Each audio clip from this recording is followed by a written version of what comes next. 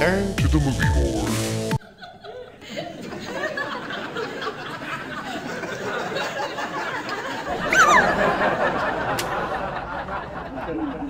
Nice bat.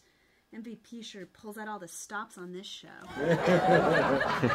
Thanks. Can I go now?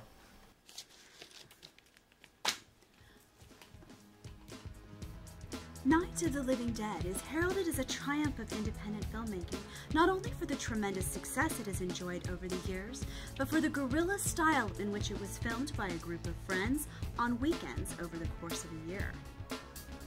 George A. Romero and his friends at Leighton Image teamed up with Hartman Associates to make a movie. They thought what better way to raise money for a movie than to make a horror film on the cheap.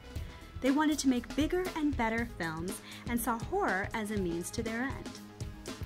They already had the film equipment from their daytime productions, so they got their friends together and started shooting. They spent the next year shooting on weekends what was then called Night of the Flesh Eaters, but was later changed at the last minute to Night of the Living Dead.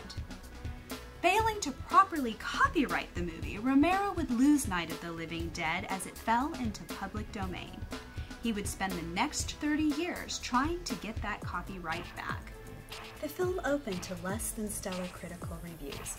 Roger Ebert used Night of the Living Dead as an example of why cinemas needed censorship and ratings regulations to keep kids from seeing what he described as a movie that stopped being delightfully scary about halfway through and had become unexpectedly terrifying.